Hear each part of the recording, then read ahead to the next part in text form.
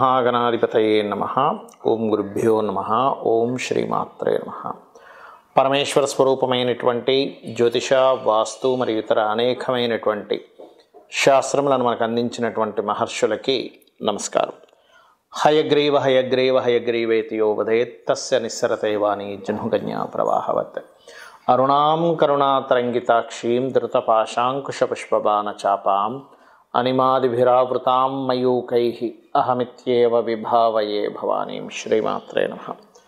ప్రేక్షకులకి ఆ లలితాంబిక అమ్మవారి యొక్క అనుగ్రహం పరిపూర్ణంగా కలగాలని మనస్ఫూర్తి కోరుకుంటూ మనం ఈరోజు చెప్పుకోబెట్టిన టాపిక్లో ఒక్కొక్క గ్రహం గురించి చెప్పుకుంటూ ఉన్నాం. ఈరోజు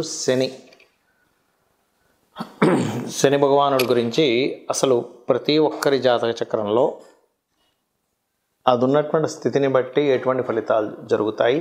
చాలామంది ఏంటంటే భయపడుతూ ఉంటారు అమ్మో అని. కానీ జ్యోతిష్ శాస్త్రంలో మందుడు అని చెప్పడం జరిగింది, అంటే లేట్ అవ్వడానికి కొన్ని ఆటంకాలకు కారకుడు అని చెప్పడం జరిగింది. కానీ కర్మకారకుడు ఆయనే, ఆయుష్కారకుడు ఆయనే, మనకి ఏదైనా ఒక ఫలితం అందించాలంటే కూడా ఆయనే అనేటువంటి చెప్పడం జరిగింది. కాబట్టి ఈ యొక్క విషయాలు చెప్తుంది నేనైనప్పటికీ కూడా చెప్పిస్తుంది సాక్షాత్ లలిత అమ్మవారిగా భావిస్తూ ఒక్కొక్క లగ్నం గురించి లేదా లగ్నం తెలియని వారి రాశి గురించి తెలుసుకుందాం.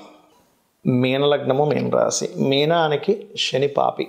అలా అని ఎప్పుడైనా గుర్తుపెట్టుకోండి, పాప అయినా అశుభుడైనా అది ఉండే ప్లేస్మెంట్, ఆస్పెక్ట్ అండ్ కంజంక్షన్, అంటే ఎక్కడుంది, ఏ గ్రహాలతో కలిసింది, ఏ గ్రహాలతో చూడబడుతుంది, ఈజ్ మోస్ట్ ఇంపార్టెంట్. లగ్నంలో శని భగవానుడు ఉన్నట్లయితే మీనం వారికి కొంచెం మీరు ఖర్చులు పెట్టడం ద్వారా మీరు అనవసరంగా స్ట్రెస్లోకి వెళ్తాడు. కాబట్టి ఈ యొక్క విషయంలో జాగ్రత్తగా ఉండాలి, గుర్తుపెట్టుకోండి. కాకపోతే మీడియేటింగ్ ద్వారా లాభం వస్తుంది వీరికి. లాభాధిపతి లగ్నంలో ఉన్నప్పుడు మీడియేటింగ్ ద్వారా ఇస్తుంది. అయితే ఇక్కడ లగ్నంలో ఉన్నప్పుడు సర్వసాధారణంగా ఉన్న ప్రాంతం కాకుండా వేరే ప్రాంతానికి వెళ్ళడం ద్వారా, అంటే విదేశీ ధనయోగం కూడా ఇస్తుంది, గుర్తుపెట్టుకోండి. కాకపోతే రెండులో ఉంటే మాత్రం కాస్త మీరు ఎక్కువ లాభాలు వస్తాయనే ఆశ వల్ల నష్టపోతారు. ఇది పర్టికులర్గా జాగ్రత్తగా పెట్టుకోండి. రెండులో శని ఉంటే. ఇక మూడులో ఉన్నాడు. మూడులో ఉన్నప్పుడు మాత్రం కాస్త ఎంజాయ్మెంట్స్ కోసం ఖర్చు పెట్టడం ద్వారా మీరు ఇబ్బంది పడతారు. కాకపోతే ఇక్కడ ఏంటంటే మీనలగ్నానికి సహజంగానే కొంత ఆధ్యాత్మిక యోగం, స్పిరిచువల్ యోగం ఎక్కువగా ఉంటుంది కాబట్టి పెద్ద ఎఫెక్ట్ ఇవ్వడం. కానీ ఏదైనా ఈ విషయంలో కొంత జాగ్రత్తగా ఉండాలి. అదేవిధంగా 4వ స్థానంలో శని తండ్రి యొక్క ఆస్తిని ఇస్తాడు. కాకపోతే ఆస్తి కారక స్థానం, 4వ స్థానంలో ఉండే గ్రహాలు బాగుండాలి. అదేవిధంగా మరొక విషయం ఏంటంటే ఇక్కడ ఈ యొక్క లాభ అధిపతి చూసుకున్నట్లయితే లాభాధిపతి కూడా శని, ఆయన 4వ స్థానంలో ఉన్నందుకు కాస్త తండ్రి మూలంగా ఏదైనా లాభం రావడం కూడా ఇస్తాడు. ఎందుకంటే ఈ 4వ స్థానంలో ఉండేటువంటి గ్రహాలు మీకు ఈ సహజంగానే మీనలగ్నానికి తండ్రితో పూర్వజన్మ కర్మ సంబంధం ఉంటుంది. అదేవిధంగా ఇక్కడ చూసుకున్నట్లయితే 5వ స్థాన శని పర్టికులర్గా కొంచెం సంతాన సంబంధించిన విషయంలో కొంత స్ట్రెస్ ఉన్నప్పటికీ కూడా ఇక్కడ ఉన్న ప్రాంతం కాకుండా చర్రాసుల్లో ఉన్నందుకు ఇతర ప్రాంతాలకు వెళ్ళి ఉద్యోగం చేయడం అలాంటివి జరుగుతాయి. కాకపోతే ఇన్సూరెన్సెస్ మూలంగా కలిసి రావడం జరుగుతుంది 5మంలో ఉన్నప్పుడు.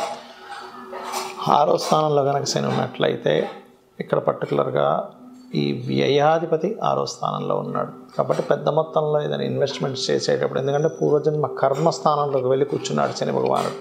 కాబట్టి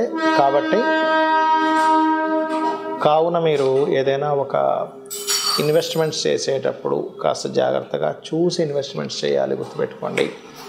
అదేవిధంగా ఈ 6లో ఉన్నప్పుడు కొన్ని వ్యాపారాల్లో కూడా కలిసి రావడం జరుగుతుంది. లైఫ్లో ఒక మంచి స్టేజ్కి కూడా వెళ్తారు. ఎందుకంటే కర్మకారక సంబంధంగా వచ్చింది కాబట్టి చేసే ప్రయత్నం ఖచ్చితంగా సక్సెస్ అవుతుంది. కాకపోతే శనికి ఎక్కువగా ఆరాధన చేసుకుంటూ ఉండాలి. ఇక 7లో ఉన్నాడు అనుకోండి ఉదాహరణకి, ఇక్కడ కూడా విదేశీ ధనయోగాన్ని ఇస్తాడు, అందులో ఎటువంటి సందేహం లేదు. కాకపోతే ఇక్కడ ఈ లాభాధిపతి కూడా 7మంలో ఉన్నందుకు కొంచెం ఇష్టపడిన వారిని వివాహం చేసుకోవాలనే ప్రయత్నం ఫలిస్తుంది. ఏదైనా క్రియేటివ్ రిలేటెడ్, అందానికి సంబంధించిన ఇట్లాంటి వాటిల్లో మీకు ఫైనాన్షియల్ గ్రోత్ అనేటువంటిది ఉంటుంది. అదేవిధంగా ఈ 11, 12 అధిపతి అయినటువంటి శని భగవానుడు శుక్రక్షేత్రాల్లో అష్టమంలో కనుక ఉన్నట్లయితే పర్టికులర్గా ఇక్కడ కూడా కొంతవరకు తండ్రి గారి ఆస్తి పొందేటువంటి యోగం ఇస్తాడు.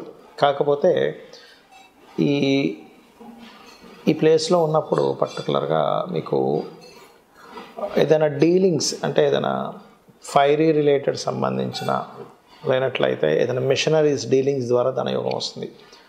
భాగ్యంలో కనుక శని భగవానుడు ఉన్నట్లయితే ఇక్కడ కొంచెం ఏదైనా మీడియేటింగ్లో ఉన్నప్పుడు కొంత జాగ్రత్తగా ఉండాలి. అదేవిధంగా మరొక విషయం ఏంటంటే పార్ట్నర్స్ ద్వారా కొంత లాభం కలుగుతూ ఉంటుంది.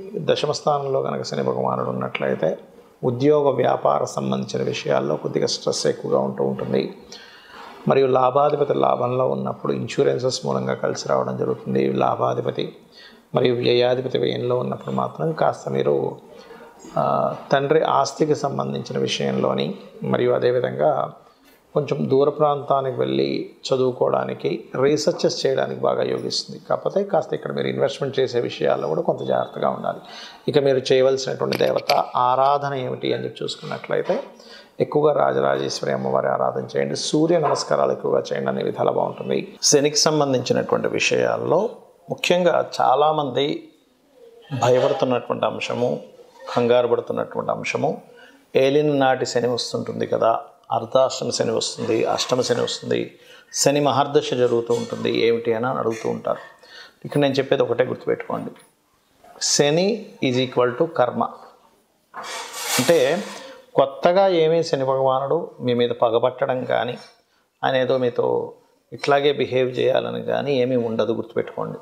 కేవలం మీరు చేసుకున్నటువంటి కర్మ రిజల్ట్ అంతే ఆయన ఇచ్చేది. ఇప్పుడు చిన్న ఎగ్జాంపుల్ చెప్పాలంటే మనం ఒక ఎగ్జామ్ రాసాం, ఆ ఎగ్జామ్ యొక్క రిజల్ట్ మనకు వస్తుంది. అంతేగాని మీ ఎగ్జామ్కి మీ రిజల్ట్ ఎలాగైతే వస్తుందో మీరు చేసినటువంటి గుడ్ కర్మ ఆర్ బ్యాడ్ కర్మ శని భగవానుడు అందించే దాంట్లో ఉంటాడు. అందుకే కర్మస్థానంలో ఉంటాడు ఆయన. అంటే న్యాచురల్ 10th హౌస్ ఈజ్ కర్మ, న్యాచురల్ 11th హౌస్ కర్మ నుంచి వచ్చేటువంటి గుడ్ బెనిఫిట్స్. అయితే ఇక్కడ మీరు అర్థం చేసుకోవాల్సింది ఏంటంటే ఇది కేవలం అతను మనం చేసిన ఫలితాలను మాత్రమే అందిస్తున్నాడని మీరు ఎప్పుడైతే అనుకుంటూ కొన్ని విషయాలకి కొంచెం దూరంగా ఉండాలి. ఏలినాడు శని, అర్ధాష్టమ శని, అష్టమ శని నడిచేటప్పుడు, శని మహర్దశ నడిచేటప్పుడు, గోచారంలో కొన్ని స్థానాల్లో శని భగవానుడు సంచరించేటప్పుడు ఈ కొన్ని విషయాలు కనుక పాటించగలిగితే జీవితం అద్భుతంగా ఉంటుంది. ఏమిటవి అంటే మధ్యాహ్నం పూట యువకులు ప్రత్యేకంగా చిన్నపిల్లలకి లేకపోతే స్త్రీలకి వృద్ధులకి కాదు, ఇది మంచి ఏజ్లో ఉండి అంటే దాదాపుగా ఒక 15 ఇయర్స్ నుంచి ఆల్మోస్ట్ ఒక 50 ఇయర్స్ మధ్యలో, 15 to 15 నుంచి 50 సంవత్సరాల మధ్యలో, 50-60 దాటిందంటే అక్కడ కొంచెం వృద్ధులు అవుతూ ఉంటారు. 60 ఇయర్స్ దాటిందంటే వారు మాత్రం ఎట్టి పరిస్థితుల్లో మధ్యాహ్నం పూట నిద్రపోకండి. ఎక్సెప్ట్ ఎవరికి మళ్ళీ ఇది నైట్ డ్యూటీస్ చేస్తారు కొంత సాఫ్ట్వేర్లో, అలాంటి వారు పర్లేదు, నైట్ అంతా మెలుకొని ఉన్నారు జాబ్ పర్పస్లో, వాళ్ళు మధ్యాహ్నం నిద్రపోయినా ఏమి కాదు. కానీ ఇవేమీ కాకుండా ఉన్నవారు ఎట్టి పరిస్థితుల్లో నిద్రపోకండి. దానివల్ల అనవసరంగా శని యొక్క ప్రభావం మీ మీద నెగటివ్గా ఇంపాక్ట్ పడుతూ ఉంటుంది. ఓకే, రెండవది ఏంటంటే ఎట్టి పరిస్థితుల్లో కూడా మీరు మీ కింద పనిచేసే వాళ్ళు ఉంటారు, చిన్న ఇంట్లో పనిచేసే వాళ్ళు కావచ్చు, లేకపోతే మీ కింద వర్క్ చేసే వాళ్ళు ఎవరినైనా సరే మీరు దూషించకండి దయచేసి. మన కార్మికులకి, కర్షకులకి అంటే కష్టమైనటువంటి పనులు చేసేటువంటి వారికి శని కారకుడు. వాళ్ళని మీరు ఎంత రెస్పెక్ట్ఫుల్గా ఉంటారో శని మీకు అంత బాగా యోగిస్తాడు, గుర్తుపెట్టుకోండి. అదేవిధంగా మరొక విషయం ఏంటంటే మీకు దగ్గరలో ఆలయం ఏదైనా ఉంది అంటే ఆంజనేయ స్వామి కానీ, నరసింహస్వామి కానీ, స్కందుడిది కానీ, రావి చెట్టు ఉన్న వెళ్ళి నిత్యము దర్శనం కనుక చేసుకున్నట్లయితే శని భగవానుడు ఇచ్చేటువంటి రిజల్ట్స్ ఏవైతే ఉంటాయో, గుడ్ రిజల్ట్స్ ఎలాగో మనం అనుభవిస్తాం, కానీ కొంచెం కష్టతరమైనటువంటివి ఏవైతే ఉంటాయో వాటిని మీరు ఈజీగా దాటగలుగుతారు, గుర్తుపెట్టుకోండి. కర్మ ఎక్కడా మారిపోదు, కానీ కర్మని దాటేటువంటి విధానం మీకు చాలా ఈజీగా దాన్ని బేర్ చేయగలుగుతారనమాట. అలాగే మరొక విషయం ఏంటంటే ఇక్కడ మీకు దగ్గరలో ఆలయం ఉన్నట్లయితే అక్కడికి వెళ్ళి నూనెని దానంగా ఇవ్వండి. అంటే టెంపుల్స్లో వాడుకోవడానికి ఇవ్వచ్చు నూనెని, లేదు నువ్వులు, తెల్ల నువ్వులు, నీలం రంగు వస్త్రము శనివారాలు ఇస్తుంటే కూడా ఇందాక మనం చెప్పుకున్నట్టుగా ఏలినాడు శని, అర్ధాష్టమ శని, అష్టమ శని ప్రభావం తగ్గుతుంది. కానీ కొంతమందికి శని దశ ఉంటుంది, 19 ఇయర్స్ ఆఫ్ శని మహాదశ.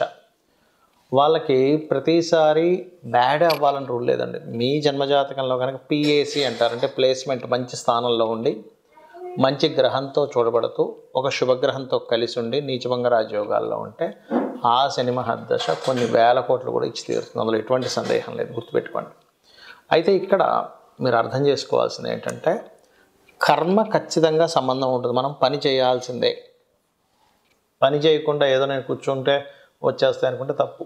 అది ఎవరికి వస్తుంది? పూర్వజన్మలో బాగా పుణ్యాలు చేసి వాళ్ళు ఏదో గొప్ప ఇంట్లో పుట్టి వాళ్ళకు ఓన్లీ కూర్చుంటే సాగుతుంటే అందరికీ అది సాగదు. అది ఎందుకంటున్నానంటే ఆఖరికి మనకి మహాభారతంలో యుద్ధంలో శ్రీకృష్ణ పరమాత్మ సాక్షాత్ విష్ణు స్వరూపం పక్క నుండి కూడా ఆయన యుద్ధం ఫిజికల్గా చేయమనే చెప్పాడు. అంతేగాని మీరు అలాగే కూర్చోండి, నేను ఒక మంత్రం చదువుతాను, కౌరవులందరూ చచ్చిపోతారు ఒక మాయలా చేస్తే మీరు చక్కగా మీ రాజ్యం మీరు ఏలుకోవచ్చు అని ఎక్కడా చెప్పలేదు.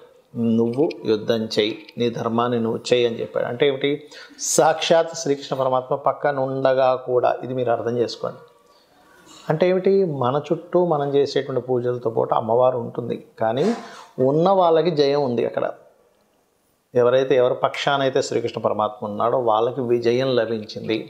మనం చేయవలసింది ఏమిటంటే మన పని మనం చేసుకుంటూ మనం అమ్మవారినో మీ స్వామివారినో విష్ణువునో శివునో ఎవరినో కానీ పట్టుకొని ఉండాలి. అలా మీరు చేసుకుంటూ వెళ్ళినట్లయితే ఖచ్చితంగా 100% విజయం లభించి తీరుతుంది, అందులో ఎటువంటి సందేహం లేదు. అయితే ఇక్కడ మీకు ఒక్క విషయం చెప్పి ముగిస్తాను. మీ పర్సనల్ చార్ట్లో శాటర్న్ శుభగ్రహాలతో ఉన్నాడా పాపగ్రహాలతో ఉన్నాడా చూసుకోండి. ఎక్కువ పాపగ్రహాలతో ఉన్నాడు అనుకోండి, శాటర్న్కి శత్రువులు ఎవరు? కుజుడు. ఎందుకంటే అగ్రెసివ్ ప్లానెట్, అది fast moving planet, fiery related planet. ఇదేమో కోల్డ్ రిలేటెడ్ ప్లానెట్. సో అక్కడ ఫ్రిక్షన్ ఏర్పడుతుంది దానివల్ల. సో కుజుడితో ఉన్న, కేతువుతో ఉన్న, కేతు ఎందుకు? వీటికి కారకుడు. ఏది?